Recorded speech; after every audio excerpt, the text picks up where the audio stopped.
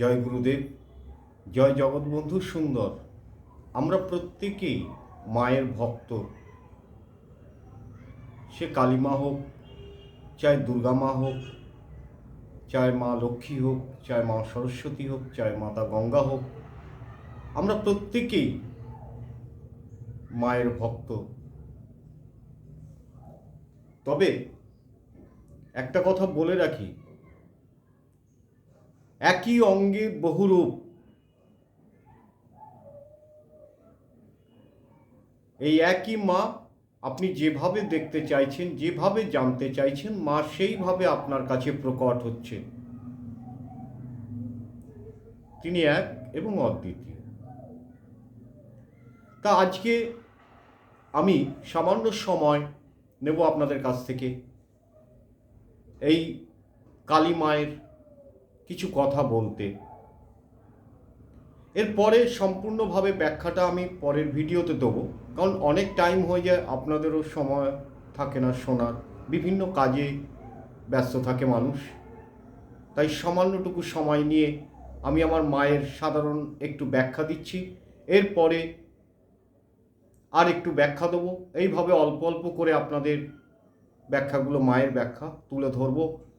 মা কেন এলোমেলো চুলে দাঁড়িয়ে আছেন, মা কেন বিবস্ত্র, মায়ের চারটে হাত কেমন করে আছে, কি কি আছে, মায়ের কোমরে হাত, গলায় মুন্ডমালা কেন, এগুলো বিস্তারিত যতটুকুনি মা আমাকে কৃপা করবেন, আমার গুরুদেবের আশীর্বাদে আমি একটু একটু করে জানাবার চেষ্টা করব। তা আজকে মায়ের সামান্যটুকু একটু বিবরণ দিই। বলছে মা মহাকালী, মহাকালের শক্তিমূর্তি, যা কিছু কালে ছিল, আছে এবং থাকবে, সকলই মহাকালীতে বিরাজমান।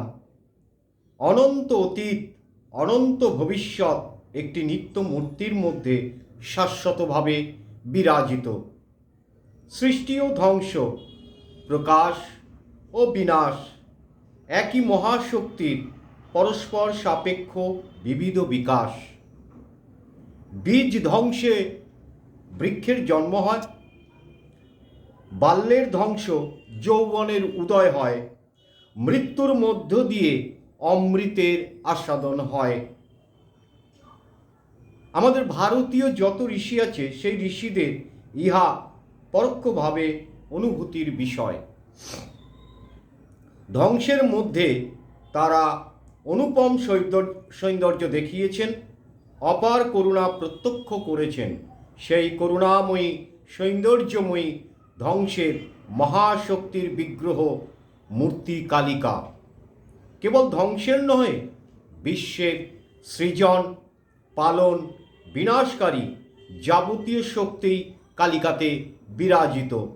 বিশ্ব প্রকৃতির মধ্যে যতগুলো ভাব অভিব্যক্ত হয় মানুষের কাছে, শ্রী কালিকাতে সেই সকলই বিরাজমান।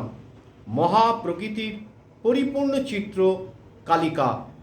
এই স্বরূপ ভক্তের ধ্যাননেত্রে দর্শনীয়। অর্থাৎ কি বলছে একটা কথা, বলছে বিশ্ব প্রকৃতির মধ্যে যতগুলো ভাব অভিব্যক্ত হয় মানুষের কাছে, শ্রী কালিকাতে সেই সকলই বিরাজমান।